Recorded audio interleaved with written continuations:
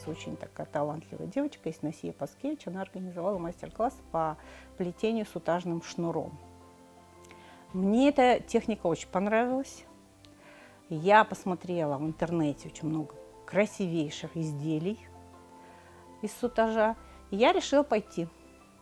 Вот, я сходила на этот мастер-класс, получила огромное удовольствие, сшила одну сережку, и с этого началось мое увлечение сутажом.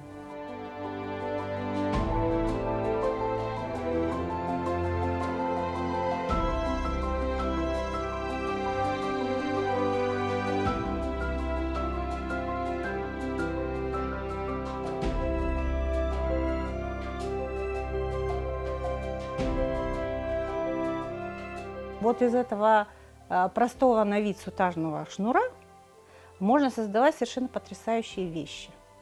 Мне нравится, что можно создавать совершенно причудливые завитки в восточном стиле. Бывает часто, что вот этот сутажный шнур, он меня не слушается.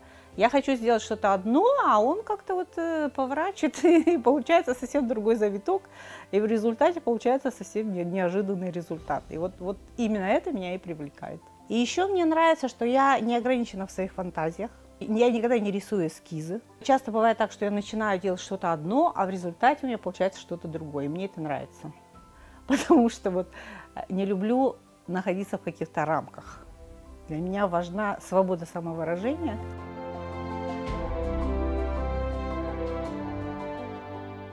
Очень тонкие иголочки используются. И сутажные шнуры бывают разные. Вот если белорусского производства сутажные шнуры, они очень жесткие. Ну и тут исколотые пальчики гарантированы, так сказать. Очень больно и долго.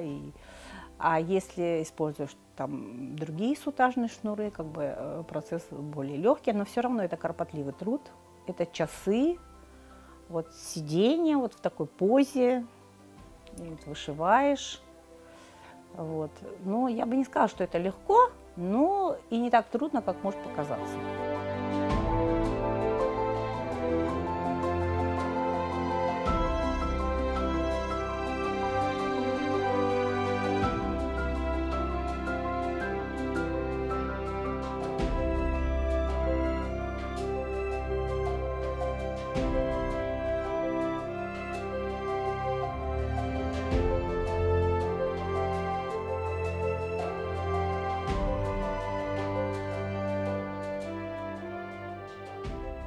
Символизм имеет же большое значение вообще в истории, в культуре разных народов. И, естественно, у нас тоже символизм и в быту даже. На фесках, на вышитых полотенцах, FGR использовались различные символы.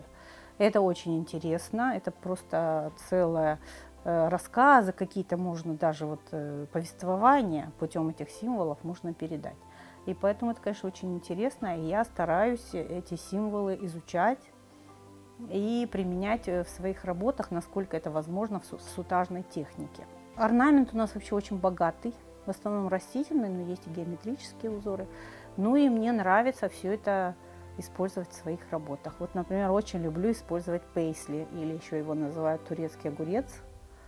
Вот очень древний и очень известный символ. Он значит больше богатства. Например, символ розы – это женщина, символ тюльпан – это юноша, гвоздика – это старый человек уже.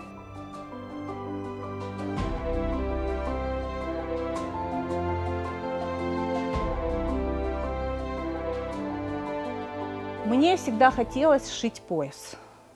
Моя мама, когда выходила замуж из деревни Махульдур в деревню Багатыр, свекровь подарила ей кумуш хушах крымско-татарский, очень красивый, я тоже в нем выходила замуж.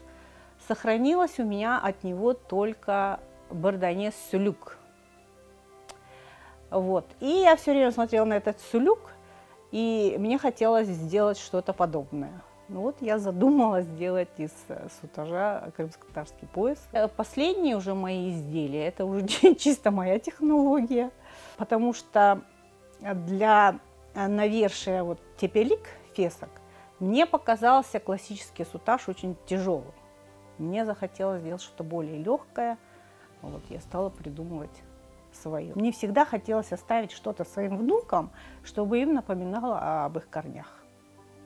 И вот поэтому я хочу им оставить наследство собственноручно сделанные фесочки, пояса, чтобы они знали, кто они, откуда они родом, какие у них истоки богатые и насколько это ценно.